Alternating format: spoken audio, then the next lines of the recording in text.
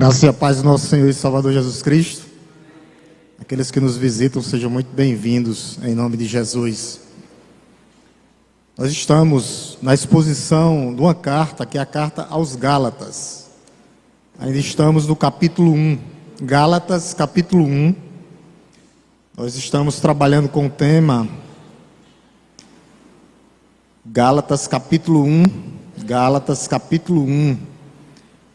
A origem do Evangelho. A origem do Evangelho e a defesa do apóstolo Paulo. A defesa que o apóstolo Paulo faz do seu apostolado. E hoje nós vamos ler novamente capítulo 1, dos versículos, Gálatas 1, dos versículos 11 até o 24. Vamos fazer uma leitura alternada, como de costume.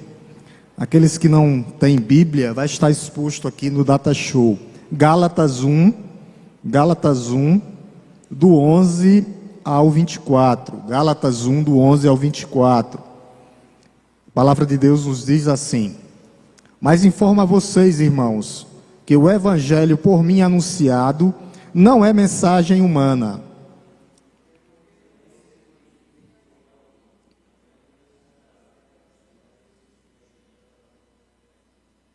Verso 13, a palavra de Deus nos diz assim: porque vocês ouviram qual foi no passado o meu modo de agir no judaísmo, como de forma violenta eu perseguia a igreja de Deus e procurava destruí-la.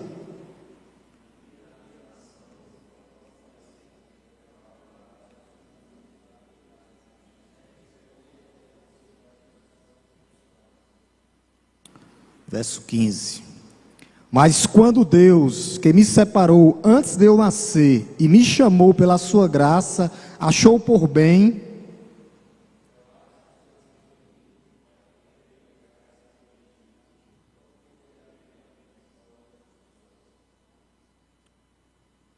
nem fui a Jerusalém para me encontrar com os que já eram apóstolos antes de mim, mas fui para as regiões da Arábia e voltei outra vez para Damasco.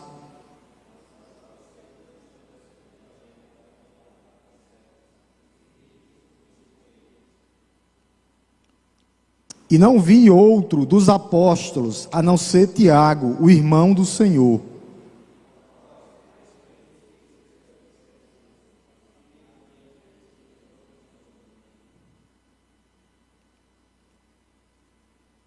Depois fui para as regiões da Síria e da Cilícia.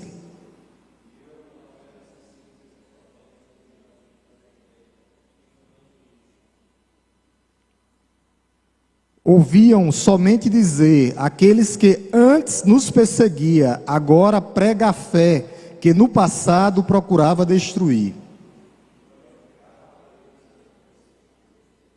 Amém. Vamos curvar nossas cabeças novamente, vamos orar por iluminação e compreensão da parte de Deus. Oremos. Te louvamos, Deus Todo-Poderoso, Criador dos céus e da terra. Te bendizemos, ó Deus, já gratos pelo teu amor, pelo teu cuidado, pelas tuas misericórdias, Pai Santo, que se renovaram a cada manhã.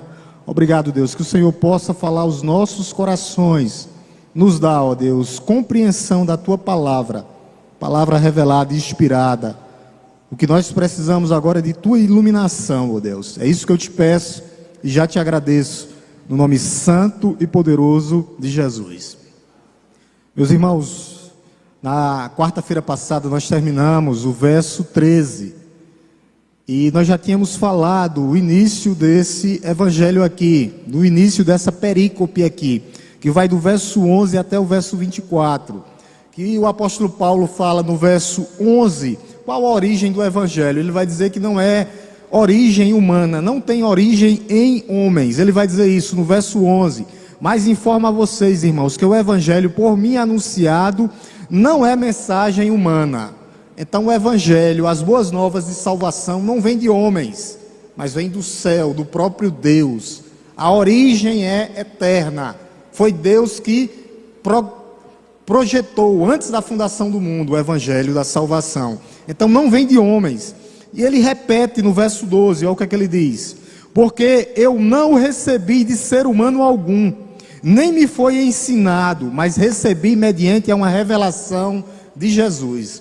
Então o evangelho que Paulo recebeu veio diretamente do céu, do alto, de Deus. O próprio Jesus apareceu para Paulo na estrada de Damasco, e ali foi onde o apóstolo Paulo foi encontrado, onde o apóstolo Paulo teve a sua conversão. E o apóstolo Paulo foi o último dos apóstolos a quem Jesus apareceu. Na quarta-feira passada, o apóstolo Paulo vai falar da origem do seu apostolado. A gente viu quarta-feira passada que tem um verso 13, né? Vocês ouviram qual foi no passado o meu modo de agir no judaísmo, como de forma violenta eu perseguia a igreja de Deus e procurava destruí-las. Então o que é que a gente vê? Que a Bíblia ela não esconde nada. O apóstolo Paulo era um carrasco da igreja, perseguia a igreja de Cristo, era um algoz da igreja, era um perseguidor da igreja, perseguiu violentamente a igreja. Eu trouxe vários versículos que a gente viu quem era Paulo no passado, antes da conversão. Era um perseguidor da igreja. E Deus, ele usa as coisas loucas desse mundo para confundir as sábias. E ele chama quem? O apóstolo Paulo, justamente para ser um pregador da palavra de Deus, para que vidas fossem alcançadas através desse homem. Então Deus, ele usa os seus meios, e às vezes nós não compreendemos, né? Às vezes nós olhamos e dizemos, como é que pode? Aquele é ali, mas é isso mesmo. A intenção de Deus é transformar o pior dos pecadores. E Paulo, ele vai dizer isso, entre eu era o pior dos pecadores. Ele vai dizer aqui no verso 13, só para relembrar algumas coisas, ele diz, porque vocês ouviram a forma de eu agir no passado. Paulo era um homem violento, um homem truculento que perseguia a igreja de Cristo. Então ele recebia cartas diretamente do Sinédrio para perseguir, prender e até autorizar a matar, como foi Estevão, que ele deu o seu voto a Estevão, para permitindo a morte de Estevão. No passado, Paulo agia assim. Ele tinha vantagem sobre os seus patrícios, foi um homem treinado aos pés de Gamaliel, mas depois houve transformação e mudança de vida. Isso nos mostra que Deus, ele vem e salva quem ele quer, na hora que ele quer e do modo que ele quer. Deus, ele trabalha de forma que às vezes nós não entendemos, e nós não precisamos entender, o que nós precisamos é crer. Paulo não tinha ética, não tinha moralidade, não, ele era um religioso, era um fanático, rejeitava qualquer coisa do cristianismo. O apóstolo Paulo vivia por isso. Ele era um perseguidor da igreja de Cristo, não tinha escrúpulos nenhum, não. Ele mesmo vai dizer aqui, que ele agia de forma violenta, perseguia a igreja de Cristo. E é interessante que eu falei sobre isso quarta-feira passada. Quem persegue a igreja de Cristo, os irmãos, persegue o próprio Cristo. Ele não está perseguindo você, mas ele está perseguindo o próprio Cristo. E a perseguição, infelizmente, meus irmãos, vão aumentar. Paulo era totalmente um ignorante espiritual. Era conhecedor das Escrituras, mas espiritualmente nunca houve conversão, até aquele encontro que ele teve na estrada de Damasco. Então Deus, ele mostra que ele vai atrás e ele transforma um inimigo violento da igreja a um pregador do evangelho. Eu persegui a igreja de Deus. Ele sabe que a igreja é de Deus. A igreja tem dono. Eu persegui a igreja de Deus. Deus é o dono da igreja, Cristo é o dono da igreja, a própria igreja de Cristo. Ele era um homem agressivo, violento. A gente viu alguns textos lá que o apóstolo Paulo, falando de si mesmo, ele disse que ele blasfemava contra Deus. Era um homem insolente, perseguidor e blasfemo. Perseguia a igreja de Deus de forma violenta, intensa. Era uma perseguição implacável contra a igreja de Cristo. A intenção dele era destruir totalmente a igreja de Cristo, mas ninguém consegue. Ele era um fariseu fanático, e se lançou nessa caçada, literalmente era uma caçada, contra a igreja de Deus. Mas Deus, ele chama aquele homem, transforma a vida daquele homem, como ele fez um dia com as nossas vidas. A palavra de Deus vai dizer que não há nenhum bom, nenhum justo, nenhum sequer. Então, do jeito que Paulo foi transformado, nós também fomos transformados. A intenção dele era destruir, mas ele foi alcançado pelo evangelho da salvação. Muitos vão se levantar contra a igreja de Cristo. Aqui no Brasil é muito bom, mas há uma janela 1040 que pega na região do Oriente Médio até a África, que é perseguição em cima de perseguição. Se um cristão colocar o pé lá, será literalmente morto. Então, a intenção de Paulo era destruir, ele queria arrasar a igreja de Cristo. Era como se fosse um exército entrando, a palavra que o apóstolo Paulo usa aqui, destruir, procurava destruí-la. Era como se fosse um exército entrando e literalmente destruindo uma cidade. E a gente viu que Paulo agia de forma selvagem, perseguia cristãos pelo caminho, levava à prisão. Ele não se preocupava em entrar numa sinagoga, que era um lugar sagrado, não, para perseguir os cristãos, prender os cristãos. E ele próprio vai dizer que ele era como se fosse um boi que estava batendo nos agrilhões. Então era como se Paulo tivesse batendo numa ponta de ferro. Ele estava contra Deus, contra o próprio povo de Deus. Era uma perseguição promovida, dirigida diretamente à igreja de Cristo. Eu queria destruí-la. Era essa a intenção de Paulo. Mas Paulo foi transformado. E algumas cartas dele, como tem lá em Filipenses, ele diz que o viver é Cristo e o morrer é lucro. O viver é Cristo e o morrer é lucro. Então Paulo foi totalmente transformado, ele vivia para a glória de Deus. A intenção de Paulo era viver seus últimos dias e glorificar a Deus. Nós chegamos no comecinho do verso 14. Ele vai dizer: e na minha nação, quanto ao judaísmo, levava vantagem sobre muitos da minha idade. A gente leu também o versículo que Paulo era judeu de judeu, da tribo de Benjamim. Paulo foi formado aos pés de Gamaliel. Paulo, ele tinha tudo para ser, tudo indicava que Paulo caminhava para ser até um sumo sacerdote. Mas o apóstolo Paulo foi transformado. Na minha nação, quanto ao judaísmo, levava vantagem. Era isso mesmo. Ele tinha cartas do Sinédrio para perseguir a igreja de Cristo. É interessante, por isso que ele tinha vantagem. As cartas, o próprio Sinédrio, que era quem mandava toda a religião judaica. Ele recebia cartas do Sinédrio para prender a igreja de Cristo e perseguir a igreja de Cristo. Eu não li isso, mas eu quero ler com a igreja. Igor, coloca bem aqui Atos 9, 1, 2. Atos 9, 1, 2.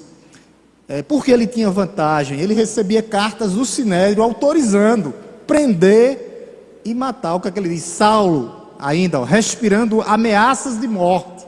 Era esse o apóstolo Paulo.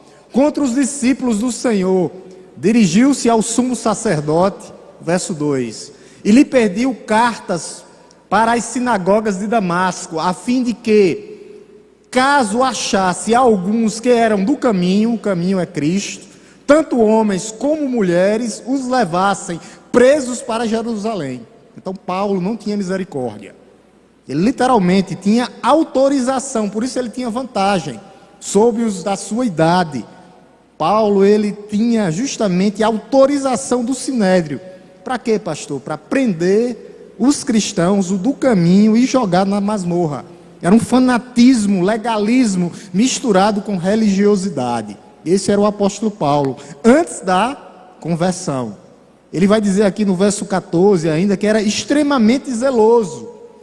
Então era um zelo sem sapiência, zelo sem sabedoria. E zelo sem sabedoria traz o quê? Religiosidade. Zelo sem sabedoria traz o quê? Legalismo. e pode trazer danos colaterais na vida de uma igreja. Danos que podem ser irreversíveis. Uma igreja que não é centrada na palavra de Deus, uma igreja que é centrada no emocionalismo, uma igreja que é centrada na emoção e não na razão, está fadada a morrer. Vai adoecer muitos os cristãos. Por isso que muitos cristãos, eles estão doentes hoje. Por quê? Porque essas igrejas são legalistas. E o apóstolo Paulo era assim: espírito de jactância, espírito de soberba, espírito de orgulho. Era esse o zelo de Paulo. Era um zelo movido sem sabedoria. É isso que ele diz aqui no final, ó. Extremamente zeloso. Aí ele vai dizer: das tradições dos meus pais. Havia tradição. Eles incluíram, fora os 5 livros de Moisés, que a gente chama os livros da lei, o Pentateuco, havia os livros orais, tradições humanas.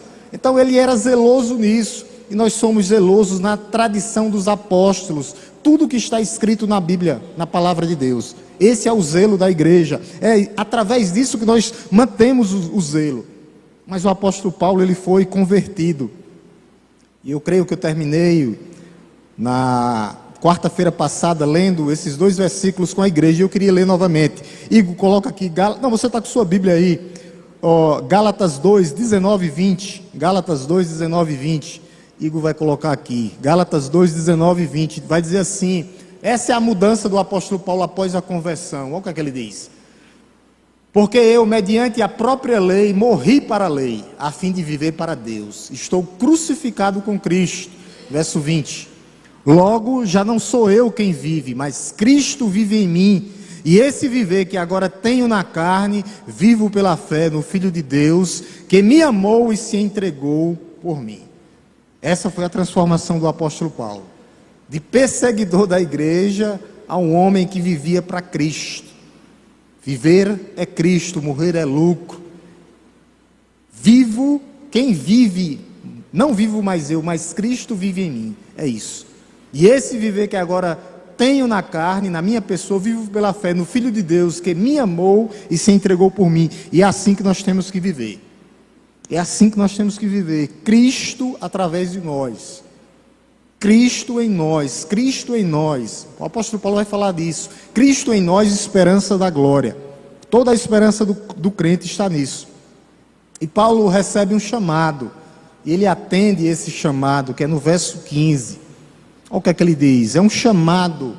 E esse chamado é um chamado irresistível. Olha o que é que ele diz. Verso 15, o comecinho do verso 15. Ele diz, mas quando Deus que me separou antes de eu nascer e me chamou pela sua graça, achou por bem. É um chamado. Se nós estamos aqui hoje é porque Deus nos chamou um dia através da sua graça. Mas quando ele diz aqui, mas quando Deus, isso tem um significado, que foi do agrado de Deus, no tempo de Deus, mas quando Deus, aqui é a intervenção de Deus, no tempo e no espaço, mas quando Deus interviu na vida de Paulo, Deus interviu na sua vida, Deus estendeu a sua mão e você veio, através desse chamado, agradou a Deus, Deus considerou o tempo apropriado de nos chamar à conversão, mas quando Deus, é isso, quando Deus nos chamou pela sua graça, Ele vai mostrar aqui, antes de eu nascer, e me chamou pela sua graça, nós somos chamados por essa maravilhosa graça, e nós vamos quando nós somos chamados, Deus nos chama, é um chamado que nós chamamos do chamado eficaz no coração do pecador, é aquele momento que você treme as pernas, que você pensa que não vai sair da cadeira e você vem a Cristo, porque esse chamado é um chamado irresistível.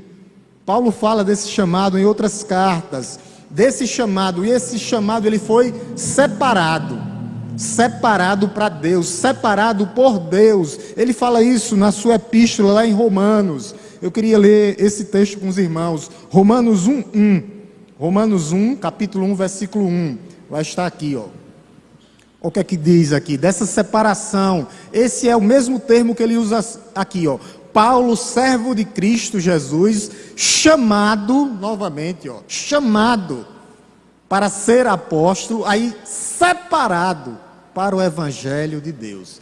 Você foi chamado e você foi separado por Deus. Essa é a boa notícia, antes da fundação do mundo. Pastor, e eu não faço nada, faz. Se arrepende, crê e confessa. Nós fomos chamados, nós fomos separados, como Paulo foi um dia. De perseguidor a pregador, é assim que Deus faz. Esse é o primeiro ponto. Isso tem a ver com o quê? Quando ele diz chamado, separado. Tem alguns batistas que não gostam dessa palavra, mas isso se chama eleição. Deus, Ele nos elegeu antes da fundação do mundo. É a eleição, isso é a doutrina da eleição. Quando Ele diz aqui, justamente no verso 15, mas quando Deus me separou antes de eu nascer, você nem sabia, nós nem sabíamos. É a eleição na vida de um pecador, porque se fosse por nós mesmos, sabe quantas vezes nós viríamos a Deus? Nenhuma. Se Ele não chamar, ninguém vem. É um chamado eficaz, mas quando Deus me separou, aqui é referente a uma ação de Deus, começa por Deus. O verso 15, Igor, verso 15, Gálatas 15, se liga aí, Igor. Verso 15, mas quando Deus me separou, aqui é referente a uma ação direta de Deus. Deus nos atraindo, Deus nos chamando para si eficazmente. Ele chama os seus eficazmente. Ele chama um indivíduo como Paulo. Ele chama um indivíduo, uma pessoa como o pastor Marco, como nós um dia fomos chamados. E esse chamado aqui é especial, porque é um chamado para a salvação. E esse chamado é uma intervenção. Nós só vamos a Ele se houver essa intervenção divina. Nós chamamos aqui do chamado eficaz. É uma intervenção sobrenatural. Trazendo o que para nós? Conversão. Trazendo o que para nós? Fé salvadora. Impulsiona o coração do pecador a responder o Evangelho. Aí nós respondemos e dizemos: sim, Senhor, eis-me aqui, usa-me a mim. É isso que Deus faz com esse chamado aqui. Eleição, porque Ele vai dizer, mas quando Deus que me separou antes de eu nascer, é uma escolha, e nós agora recebemos o dom da fé, para nós dizer sim, eis-me aqui, Senhor. Ele não escolheu Paulo pelas boas obras, ao contrário, se a gente for pegar o que Paulo fazia antes da conversão, ele perseguia e matava a igreja de Cristo. Olha os propósitos de Deus. Quem somos nós para julgar? Nós só temos que crer e confiar. Às vezes nós olhamos atravessado para as pessoas, para esse aí não tem jeito não, tem jeito para o pior dos pecadores. Continue orando pela sua casa, pela sua mãe, pelo seu irmão, pelo seu pai, pela sua família. Paulo foi alcançado, e ele mesmo diz isso, que Deus escolhe as coisas loucas desse mundo para confundir as sábias. Igor, coloca bem aqui, eu quero ler esse texto com a igreja agora. Ele escolhe quem Ele quer, do jeito que Ele quer, Ele chama. 1 Coríntios 1:27, vamos ler, igreja, juntos. 1 Coríntios 1:27, depois volta para o 15, Igor. 1 Coríntios 1:27, vamos lá, igreja, aqui ó. Pelo contrário, Deus escolheu as coisas loucas do mundo para envergonhar as sábias. Vamos lá, igreja, o que foi?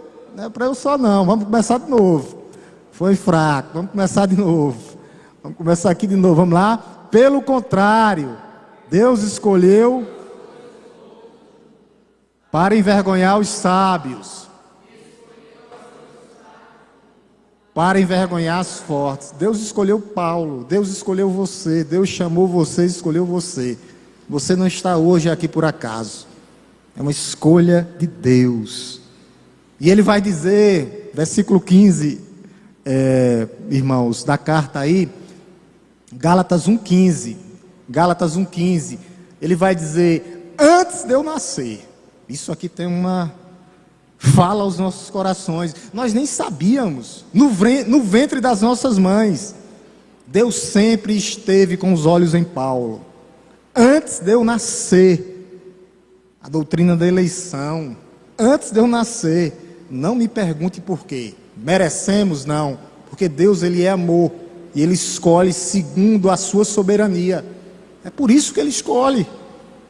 A eleição não se baseia em mérito. Ao contrário. Paulo era perseguidor da igreja. A gente leu aqui em 1 Tessalonicenses, ele vai dizer: eu era blasfemo, insolente e perseguidor. A eleição divina é soberana, como foi no Antigo Testamento. Jeremias vai dizer, vamos ver aqui, desde o Antigo Testamento que acontecia isso, meus irmãos. Não é novidade nenhuma. Jeremias vai dizer: Deus me conhece desde o ventre da minha mãe. Jeremias 1:5. Quero ler com a igreja novamente. Jeremias 1:5. Vamos lá, igreja? Antes de formá-lo no ventre materno, eu já o conhecia, e antes de você nascer, eu o consagrei e constituí profeta às nações. Desde o Antigo Testamento. Não é nada inventado. Está lá na nossa confissão de fé. Eleito, chamado pela graça irresistível de Deus. A mesma coisa aconteceu com Isaías. Isaías 49:1-6. Isaías 49, do 1 ao 6. Igor, eu vou ler, os irmãos acompanhem. Isaías 49, do 1 ao 6. Olha o que é que diz. Escutem, terras do mar, e vocês, povos de longe, prestem atenção. O Senhor me chamou, desde o meu nascimento, desde o ventre da minha mãe, fez menção do meu nome, para você também. Verso 2. Ele fez a minha boca como uma espada aguda, na sombra da sua mão me escondeu. Ele fez de mim uma flecha polida e me guardou na sua aljava. Verso 3 até o 6. E me disse: você é meu servo, você é Israel, por meio de quem hei que ser glorificado. Verso 4. Mas eu disse: tenho trabalhado em vão, gastei as minhas forças por nada à toa. Todavia o meu direito está diante do Senhor, a minha recompensa está diante do meu Deus. Verso 5. Mas agora diz o Senhor, que me formou, preste bem atenção, que me formou desde o ventre para ser o seu servo, para trazer Jacó de volta e reunir Israel a ele, porque sou glorificado diante do Senhor, o meu Deus e a minha força. Verso 6 para a gente encerrar. Sim, ele diz: para você é muito pouco ser o meu servo, para restaurar as tribos de Jacó e trazer de volta o remanescente de Israel. Farei também que você seja uma luz, preste bem atenção, desde o Antigo Testamento, uma luz para os gentios, para nós também. Não era só para Israel, desde o Antigo Testamento, uma promessa para o seu povo, para a sua igreja. Uma luz para os gentios, para que você seja a minha salvação até os confins da terra. A eleição é para salvação, não para condenação. Deus elege para salvação. A condenação é a responsabilidade do homem. O homem é que diz: não, eu não quero, eu não vou. A eleição incondicional é para salvação. Assim também como Deus escolheu Paulo. A gente viu, Paulo foi escolhido, ele mesmo diz: antes de eu nascer, no verso 15, mas Deus que me separou antes de eu nascer. Então Paulo não estava fabricando nada, ele estava usando os profetas, ele estava usando a Bíblia. Deus separou Paulo para a salvação, e com um propósito especial, que ele fosse um instrumento para quem? Para os gentios. O primeiro a pregar para os gentios foi Pedro, lá no derramamento do Espírito Santo, quando ele pregou na casa de Cornélio. Aí depois Paulo pegou o bastão e deu continuidade junto com Barnabé. Depois houve uma perseguição e os apóstolos saíram para os gentios também, porque Israel foi separada. O general Tito entrou em Jerusalém no ano 70 e destruiu completamente Jerusalém. E houve o quê? Foi a divisão de Jerusalém. Então os apóstolos saíram. O apóstolo Paulo não estava inventando nada. mas ele era um instrumento usado por Deus. Um instrumento. Para quem? Para os gentios, e ele mesmo vai falar isso. Está lá em Atos. A gente tem que ler Atos para entender as epístolas. Porque Atos, é onde o apóstolo Paulo faz as suas viagens missionárias, passando por todas essas cidades. Aí ele escreve as cartas. Olha o que é que ele diz lá em Atos, Atos 9, 15 e 16. Igor, olha o que é que ele diz aqui, ó. Mas o Senhor disse a Ananias: vá, porque este é para mim um instrumento, ó, instrumento escolhido para levar o meu nome diante dos gentios e reis, bem como diante dos filhos de Israel. Olha o que é que ele diz no verso 16. Verso 16, ó. Pois eu mesmo vou mostrar a ele quanto deve sofrer pelo meu nome. Isso é o próprio Jesus dizendo. Vai lá, Ananias. Ele vai ser um instrumento. Ore pela vida dele. Paulo estava cego naquele momento lá. Ele olhou, viu a glória de Deus e estava cego. Jesus manda Ananias ir lá. Vai lá, ore por ele. E diz que ele é um instrumento de Deus. Naquele momento ali, ele se torna um pregador dos gentios. E Jesus vai dizer, ele vai saber agora o que é sofrer no meu nome. De perseguidor a pregador e a perseguido. Paulo se tornou um dos homens mais perseguidos pelo próprio povo judeu.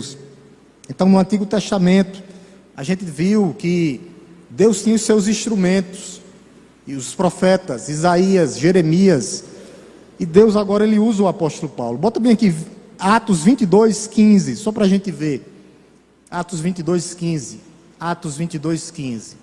Olha o que ele diz. Porque você terá de ser testemunha dele diante de todos, anunciando as coisas que você tem visto e ouvido. O apóstolo Paulo foi chamado para ser uma testemunha fiel de tudo que ele viu e ouviu. Isso aqui é o apóstolo Paulo mesmo falando. Lucas, através da pena de Lucas, né? Foi Lucas que escreveu Atos. Então o apóstolo Paulo foi levantado para isso, para anunciar as coisas que tem visto e ouvido. E esse é o papel da igreja. Hoje é o papel da igreja contemporânea. Pregar, falar o que Cristo fez por nós. O que Cristo um dia fez por nós, trazendo restauração, mudança de vida, que esse Cristo continua transformando, mudando o pior dos pecadores. Há esperança em Cristo, através de Cristo. Esse é o papel da igreja. Pregar, anunciar. O que nós temos visto e ouvido, está tudo aqui. Não precisa inventar, só pregar. Pregar, pregar e pregar. Atos 26, 16 a 18. Para mostrar que Paulo foi levantado para pregar aos gentios. Olha o que é que ele diz. Mas levante-se e fique em pé. Eu apareci a você para constituí-lo, ministro e testemunha, tanto das coisas em que você me viu, como daquelas que pelas quais ainda lhe aparecerei. Ali era Jesus falando com ele, com Paulo aí. Vou livrar você do seu próprio povo e dos gentios, para os quais eu o envio, pregador dos gentios. Tinha que chegar até nós, era o apóstolo Paulo. Verso 18, para a gente encerrar. Para abrir os olhos deles e convertê-los das trevas para a luz. Esse é o papel da igreja. E do poder de Satanás para Deus, a fim de que eles recebam que, remissão de pecados e herança eterna entre os que são santificados pela fé em mim. Que versículo, que versículo. Tem que marcar na Bíblia, né? Quero evangelizar aqui. Para isso que Paulo foi, é para isso que a igreja está aqui hoje, a igreja contemporânea, para abrir os olhos, para pregar, para que outras pessoas sejam convertidas e inclusas na videira verdadeira. É para isso que a igreja é chamada hoje. Não para ficar sentado, salvo e satisfeito, mas pregando a palavra de Deus, servindo a Deus com as nossas vidas. E a gente vai ver que esse chamado é irresistível, porque ele nos chama pela graça. E a igreja contemporânea, ela tem que pregar. Deus nos dá estratégias para chegar às pessoas hoje. E nós temos que pedir isso, espírito de ousadia, Porque nós já temos o Espírito Santo de Deus, mas nós temos que ter mais ousadia para entrar nos lares, para abrir uma conversa, usar as redes sociais para que outras pessoas possam ser salvas através dela. E não para ser só um instrumento que tira o nosso tempo, não. Mas tem que ser uma ferramenta.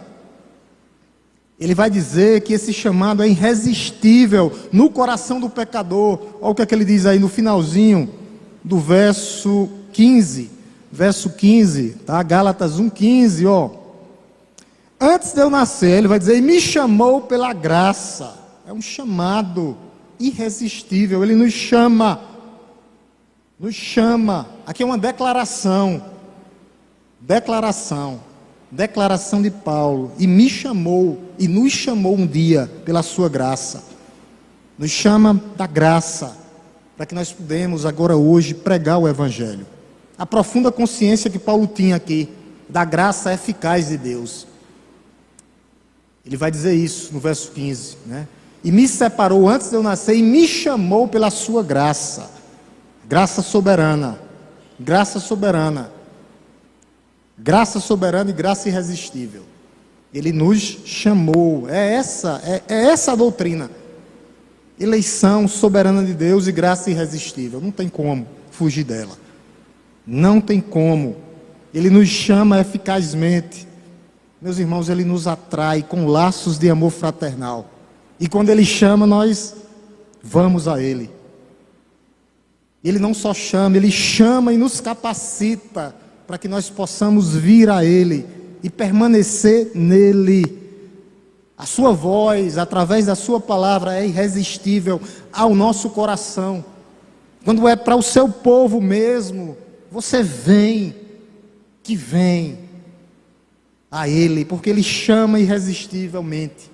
Esse é o chamado. Há dois chamados. Há um externo, que ele chama todo mundo.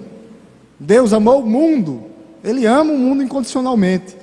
Esse chamado nós chamamos do chamado universal. É o chamado universal. Deus chama todos os povos, todas as nações. Todos vão ter oportunidade, sim. Todos vão responder, não. Por quê, pastor? Dureza de coração. Mas existe um chamado que nós chamamos do chamado interno. É o chamado ao coração. Chamado ao coração. É o chamado eficaz. Jesus falou sobre isso. Muitos chamados, poucos escolhidos. Não muda nada, está do mesmo jeito. Do mesmo jeito. Vamos ver palavras de Jesus, para a gente sair daqui. Jesus falou sobre isso, ó. Todos são chamados, muitos, praticamente todos chamados, poucos escolhidos. Mateus 22,14. Eu quero ler junto com a igreja. Jesus falou disso, falou sobre isso. Não tem nenhuma novidade, o apóstolo Paulo está pegando palavras de Jesus. Vamos lá, igreja? Porque muitos são, mas poucos são. Vamos de novo. Porque muitos são, mas poucos são. Muitos chamados, poucos escolhidos. Dureza de coração. Dureza de coração. Lá na epístola aos Romanos, Paulo fala disso. Que Deus escolhe, Deus chama. Deus escolhe, Deus chama. Jesus falou sobre isso. Mas há uma dureza no coração. Mas o que é que Jesus vai dizer? Lá em João 10:27, pregação de domingo passado. As minhas ovelhas ouvem a minha voz, e eu as conheço, e elas me seguem. Quem é ovelha de Cristo vem. Quem é bode não vem, porque está com o coração de pedra. Coloca aqui, Igor. João 10:27.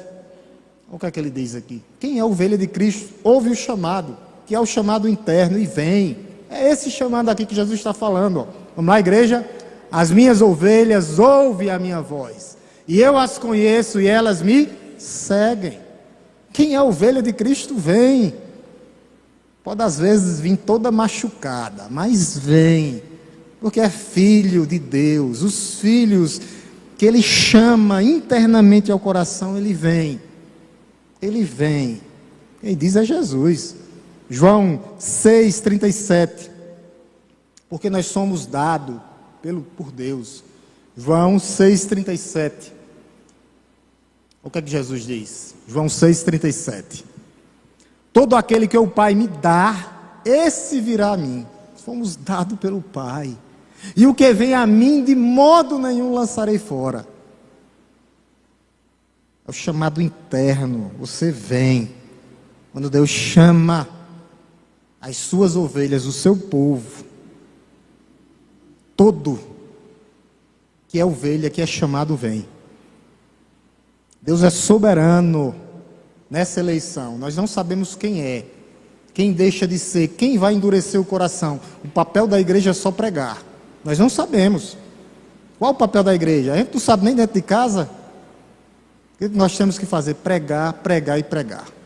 Quantas vezes nós já pregamos? Quantas vezes nós insistimos, às vezes, para um filho vir para a igreja? Qual o papel do pai? Qual o papel da mãe? Pregar. Qual o papel do irmão? Continuar pregando. Só isso. O apóstolo Paulo aqui mostra que não dependeu dele mesmo, mas foi o chamado de Deus. Foi o chamado de Deus. Deus chama, quando a gente lê lá no verso 15, viu? Volte novamente lá para o verso 15. Isso é um chamado de Deus, é pela sua graça. Não há mérito, meu irmão. Não há mérito. Não há esforço. Não há mérito humano, não. Não há mérito nenhum na salvação. É Deus e Deus, é o que Deus fez, é o que Cristo fez por nós. E nós temos que agradecer muito a Ele. Paulo desempenhava uma função totalmente diferente. Ele não tinha propósito nenhum. Nenhum. Paulo não se considerava digno e não era. Mas Deus escolheu Paulo antes dele nascer. Foi separado pelos desígnios de Deus. Isso é propósito soberano de Deus. Eu não entendo, mas eu creio. Que a Bíblia está dizendo, eu creio. E essa é a beleza do Evangelho. Essa é a beleza da misericórdia de Deus, meus irmãos. Essa é a beleza do Evangelho. Essa é a beleza da misericórdia de Deus. Paulo merecia? Não. Eu mereço? Não. Paulo pediria? Não, porque ele estava cego. Mas Deus tirou as vendas dos olhos dele. Paulo estava morto espiritualmente, ele diz lá em Efésios, morto em pecados e delitos, cego, morto espiritualmente. Mas a misericórdia de Deus, a mão de Deus vem ao nosso encontro. Ele vem até nós, estende a sua mão. Deus, Ele nos chama pela sua graça, nos perdoa e nos salva. Isso é amor incondicional. Aconteceu conosco também, não só com Paulo. Nós estávamos perdidos, Jesus nos encontrou. O perdido era eu, o perdido era você, não Jesus. Sempre foram as pessoas, o ser humano. Ele vai dizer no finalzinho aí do verso 15, que Deus revelou o seu Filho a ele. E ele começa, para terminar a frase, é interessante, né? Que ele começa no versículo 16, o final do verso 15 e o comecinho do verso 16, é uma frase só, a gente tem que pegar para entender, ó. Achou por bem revelar seu Filho, o final do verso 15 até o começo do verso 16, já achou por bem, ele já emenda no verso 16 aí, ó, revelar seu Filho em mim. Já pensou? O apóstolo Paulo, revelar seu Filho em mim. Tudo o que ele fez, aí Deus diz, vem cá, vai ser tu, vai ser você mesmo que vai pregar. É isso que Deus faz. Deus converte Paulo, e essa conversão não é apenas no nível intelectual, não é por causa do intelecto, mas Paulo, ele foi experimentado. Paulo teve uma experiência de conversão que mudou a sua vida, que mudou a sua história. Ele teve um encontro com Jesus, ressurreto dos mortos. Não é por Paulo. Paulo perseguia a igreja, mas Paulo foi transformado para sempre. Transformado, e nós também. Nós também.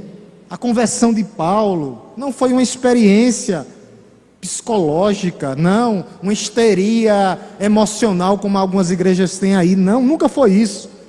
Mas é o próprio Deus convertendo o coração.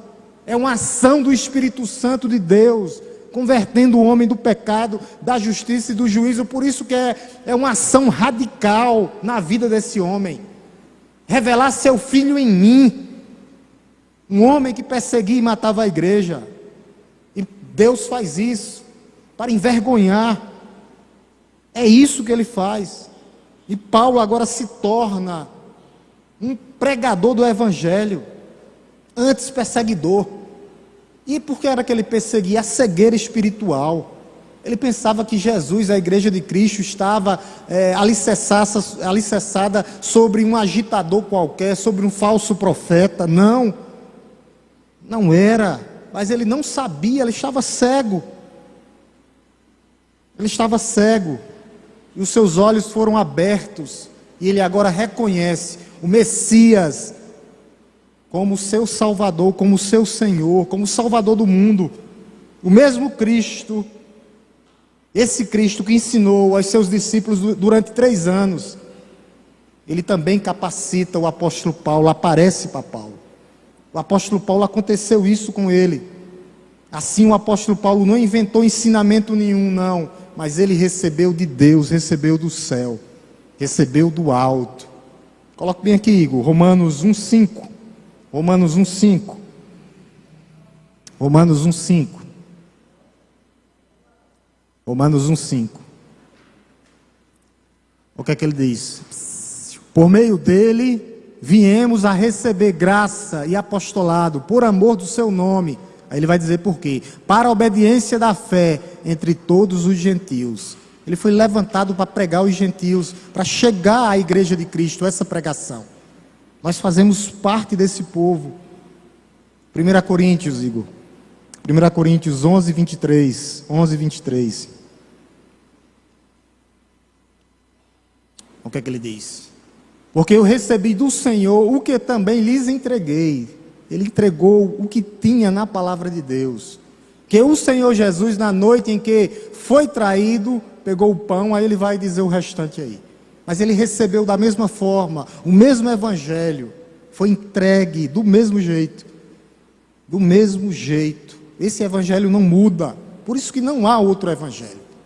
Não pode incluir, tirar nada. Simplesmente manter o que está aqui na palavra de Deus. Esse evangelho que salva. É isso. Então ele recebeu, entregou da mesma forma. Não há mudança. O Cristo dos 4 evangelhos é o mesmo Cristo das epístolas de Paulo. Não há contradição, ao contrário. A mesma coisa que Cristo ensinou, Paulo ensinou. A mesma coisa que Cristo ensinou, Paulo pregou. Isso é igual ao quê? Para a igreja hoje. Não pode haver mudança, mercadejar a fé por causa de pessoas, não, para encher a igreja. Há muitas igrejas hoje cheias, mas vazias, sem o Espírito Santo de Deus, sem a presença de Deus, que vivem pelo emocionalismo. Por isso que nós temos que manter o ensino da pregação genuína, sem tirar. Por isso que ele diz aí, no verso 16, no comecinho, é justamente isso que ele diz. Voltemos lá, comecinho, do verso 16, revelar seu filho em mim. Achou por bem revelar seu filho em mim. Voltando um pouquinho, Cristo fez isso. Revelou Cristo, para que ele fosse um pregador do evangelho, para que nós pudéssemos estar hoje aqui. O cerne, o centro, foi essa experiência de Paulo, que ocorreu naquele período, lá na estrada de Damasco. Não uma experiência física, emocional, não.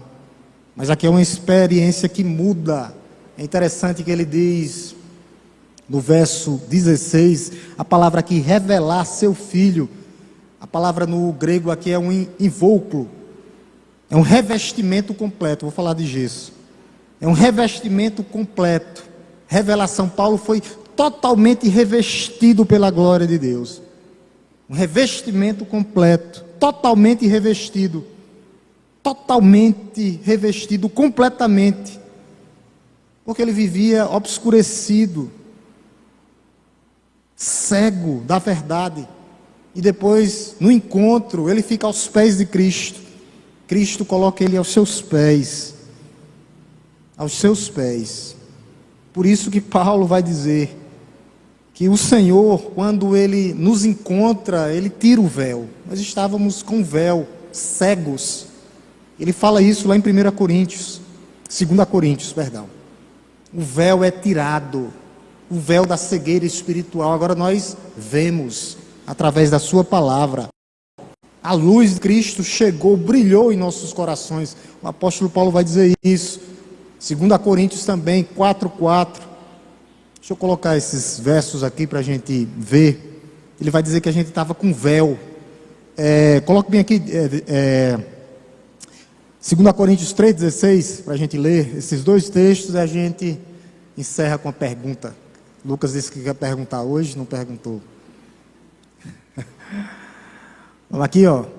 Quando, porém, alguém se converte ao Senhor, o véu é tirado. Nós estávamos assim, com véu, na escuridão, não víamos nada. O véu agora foi retirado. Nós agora vemos a luz de Cristo. 2 Coríntios 4, do 4 ao 6. 2 Coríntios 4, versículo 4 até o 6. Vamos ler, igreja. Esse versículo é belíssimo. Esses 3 versículos. Nos quais o Deus desse mundo cegou o entendimento dos descrentes, para que não lhes resplandeçam a luz do Evangelho da glória de Cristo, o qual é a imagem de Deus. Ninguém leu, né? Agora o versículo 5. Vamos lá, todo mundo de uma vez. Porque não pregamos a nós mesmos, mas a Jesus Cristo como Senhor, e a nós mesmos como servos de vocês, por causa de Jesus. Agora sim, o verso 6, para a gente encerrar. Porque Deus que disse, das trevas resplandeçam a luz, Ele mesmo resplandeceu em nosso coração, para iluminação do conhecimento da glória de Deus na face de Jesus Cristo. Ele mesmo veio e resplandeceu em nosso coração, e agora Ele disse, haja luz. E agora o véu foi tirado, a cegueira espiritual, e agora nós conseguimos ver. Por isso que as coisas aconteciam com as nossas vidas e morto não conseguia ver, sentir, falar. O morto não consegue ver, sentir, falar. A gente achava normal, mas agora nós vemos, nós sentimos, nós sabemos de onde viemos, quem somos e para onde vamos. E isso é excepcional na vida de um cristão.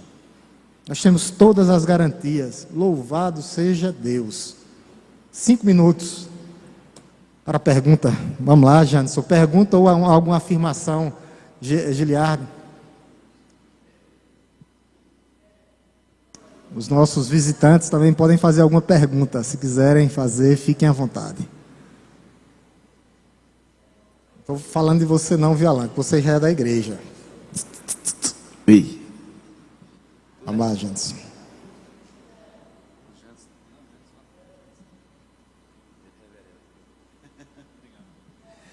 Pastor, não é bem uma pergunta, mas um ponto para esclarecimento. Sim.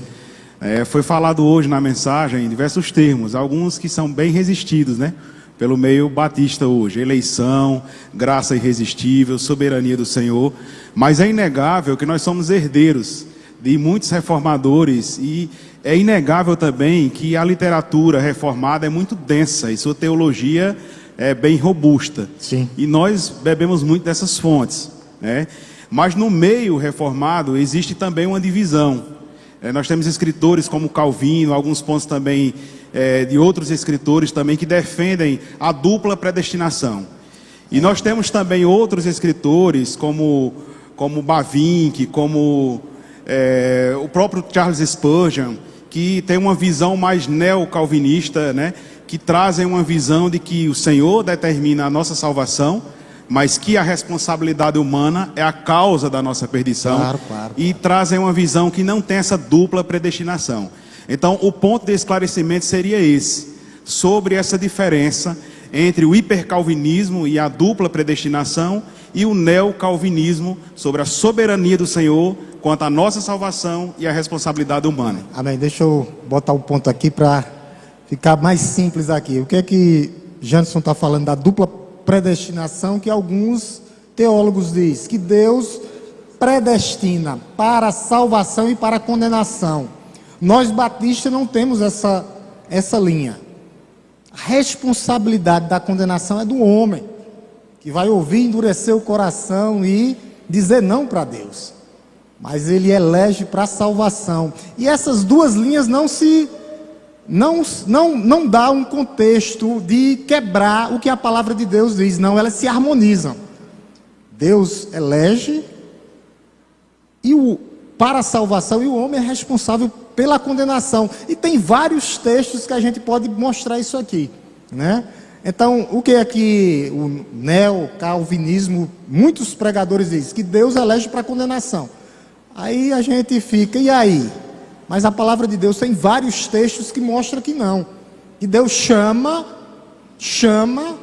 elege, mas a responsabilidade de dizer não é do homem, que o homem vai ouvir. Então é nesse sentido que Janderson está dizendo. A gente não acompanha essa linha do neocalvinismo, não. Como é que Deus vai eleger para a condenação? Não. Ele deixa o homem como responsável, né? E tem muitos batistas que são, Charles Spurgeon tem essa linha, e vários batistas. E já tem outros batistas que pensam que é o homem que escolhe até para a salvação. O homem não tem poder de escolher se Deus não iluminar ele. Se Deus não vier de encontro a ele. É o Espírito Santo de Deus quem converte o homem. É um chamado eficaz. A gente viu aqui. Isso aqui não quebra o que a Bíblia diz. A soberania de Deus na salvação não anula a responsabilidade do homem de dizer sim ou não. Então ele se harmoniza, é nesse sentido aqui que Janderson está falando, né? Então há alguns teólogos que dizem que Deus ele predestina para a condenação e para a salvação. A gente não concorda com esse ponto. É isso que Janderson quer falar, dupla predestinação, tanto para a salvação como para a condenação. E é interessante que nenhum ponto, quando Deus ele coloca, quando você vai lendo a palavra de Deus, você vai perceber que Deus chama, mas ao mesmo tempo, Deus elege, chama, e o homem se arrepende e confessa com a sua boca e com o seu coração. Então não tem desarmonia. Quando você lê Romanos 9, fala da eleição só, mas quando vai para Romanos 10, aí Paulo vai dizer lá, mas o homem tem que crer com a sua boca, confessar com a sua boca e crer com o seu coração. Então é os dois lados da moeda. Vamos lá, sem polêmica, viu? Pastor, então, na verdade eu tenho duas dúvidas. Vamos lá. Pegando a primeira, que é o gancho do que o irmão Janderson comentou também. Certo. Romanos 9, 22 diz o seguinte: que diremos se Deus, querendo mostrar a sua ira e dar a conhecer o seu poder, suportou com muita paciência os vasos de ira, preparados para a destruição, a fim de que também desse a conhecer as riquezas da sua glória nos vasos de misericórdia, que de antemão preparou para a glória? Essa é uma pergunta porque Romanos 9, 22, ele está falando que tem uns vasos de ira que foram preparados para a destruição. E eu tenho também a questão de que quando Deus, antes do mundo ser mundo, ele já sabia quem iria ou não aceitar. Então tem esse processo. A segunda dúvida que eu tenho é o seguinte: aqui em Gálatas, ele começa o capítulo 1, do 1 ao 10, ele está falando aqui do evangelho que é deturpado, digamos assim, misturado e etc e tal. Ele também aqui, aí claro, do 11 para frente, para o 24, ele vai falar que a partir de quem ele era, o que ele prega é verdadeiro, mas é a mesma. Seguir um evangelho que não é o evangelho verdadeiro, ou seja, um evangelho da prosperidade e tal, isso e aquilo, é a mesma coisa que perseguir a igreja de Deus, indo no sentido contrário. Paulo também está querendo dizer isso. Essas são as duas dúvidas. Porque em Romanos, a primeira é, por que Romanos 9, 22 está dizendo que tem vaso preparado para a destruição? E a segunda é se seguir um evangelho como nós vemos, principalmente no neopentecostalismo, é a mesma coisa que perseguir também a igreja de Deus, porque está indo no sentido contrário. Quando ele diz que tem vasos preparados, o homem é que faz a escolha de dizer não para Deus. Deus já sabe que vai, tem vasos preparados. Porque ele diz lá no verso, esse é onde o hipercalvinismo, ele mergulha nesse capítulo 9 aí, mas ele esquece do 10, que Jesus vai dizer, ó, quem crê com a sua boca e confessar com o seu coração será salvo. Ele não anula a responsabilidade do homem. Preparado, o homem é quem faz a escolha de dizer não para Deus. Está lá, preparado. Para todo aquele que nele crê. Não só para os vasos de iras. Todos aquele que nele crê. O inferno já está lá. Porque o homem vai dizer não. A palavra vai dizer, vai chegar para eles, vão dizer não. Vão dizer não para Deus. Mas muitas vezes a Bíblia ela não fala dos predestinados? Sim. Para salvação. Para condenação é uma escolha. Mas se não para condenação. Não, ele se harmoniza. Se a gente ficar no si, a gente tem um método gramatical histórico.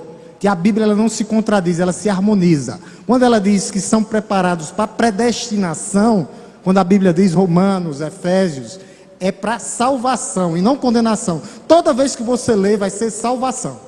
Preparou para a salvação. Condenação, se você disser não.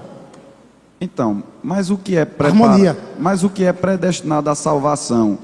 Tá não salvo. É. O que não é predestinado à salvação não está condenado? Não se contradiz, é porque você disse não. Tem um não seu. Aí você não está no predestinado aqui. Pode sim. É porque é polêmico o tema mesmo.